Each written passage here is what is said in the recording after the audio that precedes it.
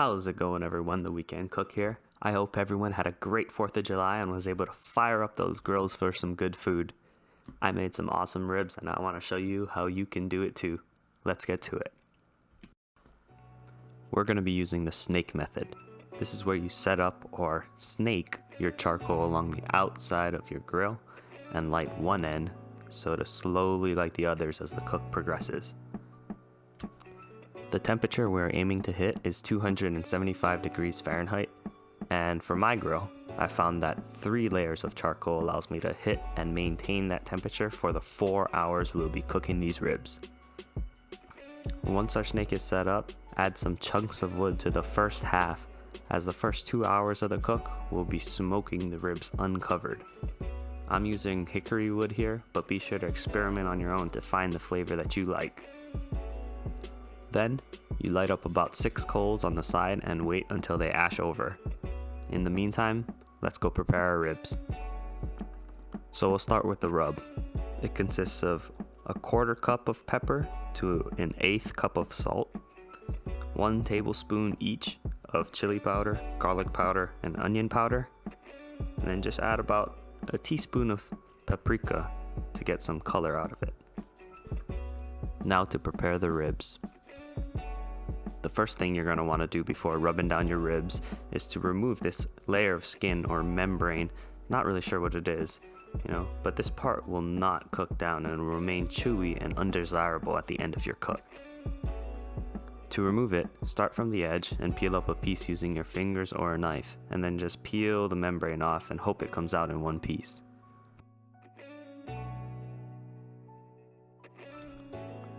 And once it's off, generously sprinkle on your rub and, rub it into the ribs. Be sure to get both sides of those ribs, and whatever rub is left on your cutting board, just mop it up with the sides.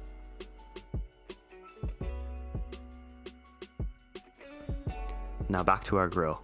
Your coals should be ashed over and ready to start the snake. Now we're going to add a tray with some boiling water to the middle of our grill. This helps maintain the temperature inside the grill because water has a high specific heat. That means it takes a lot of energy to change the temperature of the water, and thus the temperature inside the grill remains steady. We'll close the grill and monitor the internal temperature until it hits about 250 degrees Fahrenheit. Open or close your vents on the top and bottom of the grill as necessary.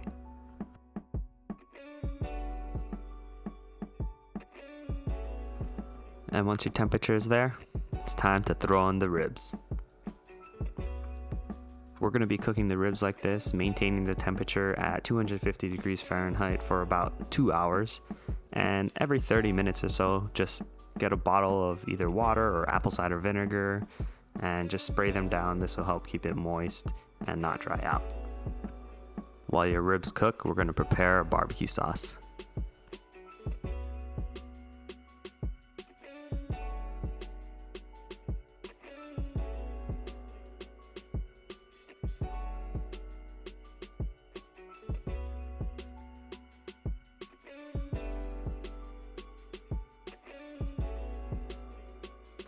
This is half a bulb or about 6 cloves.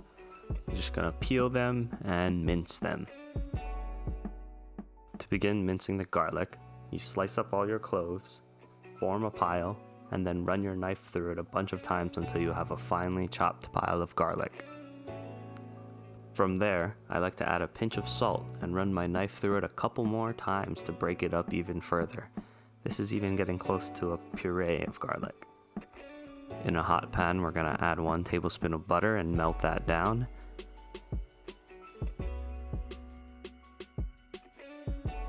We'll add our finely diced shallots to that and just sweat them down a bit until they're a little translucent. Once the shallots have been cooking for about 5 minutes, we're going to add in our garlic. You're only going to want to cook the garlic for 30 to 60 seconds. Be sure not to burn it, but to just get all that fragrance out. You'll start to smell it really quickly. Then we'll add a whole 24-ounce bottle of ketchup. This will cool down the pan and stop the cooking of your shallots and your garlic. So just give it a good mix and bring it back up to heat. Then we'll be adding our spices. We're gonna add 1 tablespoon each of black pepper, salt, chili powder, ground cumin, and brown sugar. This blend will have a similar flavor to the rib rub we made earlier, so the barbecue sauce will complement and not overpower the ribs. Give it a mix to incorporate all the spices and continue to cook on medium heat. To our pan, we're gonna add half a cup of apple cider vinegar and 2 tablespoons of Worcestershire sauce.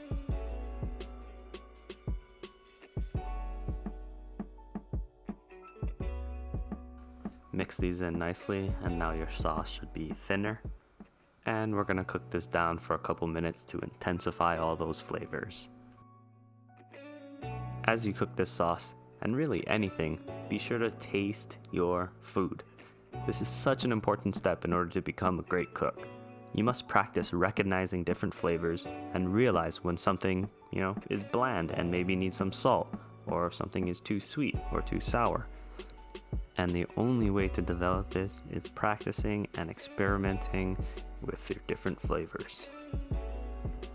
As you cook down your sauce, you may need to add some water. Here I added a 1/4 cup of water in order to get the consistency that I wanted. And the consistency of this barbecue sauce is really thin compared to other barbecue sauces in order to really coat and complement a piece of meat rather than overpower it. And once it's done, you can either leave the chunks of garlic and shallots as is, or run the sauce through a blender or a food processor to create a smooth barbecue sauce. Let's check in on our ribs. Remember, every once in a while, you're going to want to spray this down with apple cider vinegar or water to keep it moist. You're also going to want to continuously rotate the grill so that your ribs are furthest away from the coals.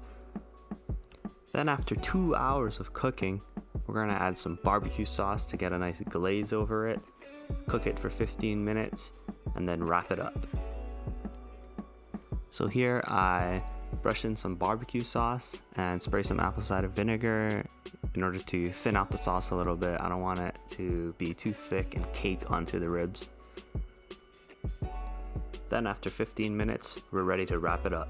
I'm going to apply some barbecue sauce to the foil to add even more flavor. Then I'm going to carefully take my ribs with some paper towels and flip it meat side down onto the foil. You don't want to use tongs here and rip up that beautiful bark that you developed. Then add more barbecue sauce to the bone side. And just a little note, I ran out of sauce here because I made 2 other ribs in the oven to compare. Brush in that barbecue sauce, spray on some apple cider vinegar, and then wrap it all up and leave it on for another 2 hours. And the payoff. Unwrap that beauty and take a look at these delicious ribs. That short 4 hours on the grill was definitely worth it. You should probably wait until they cool down a bit to carve them up, but I just couldn't wait. To cut them up, you can stand them on their side and cut along the bones to get nice pieces. And look at that color. You can only get that by smoking them. Well, I hope you enjoyed the video and learned something new. I hope you try this out at home yourself. This is The Weekend Cook. Keep an eye out for more recipes in the future.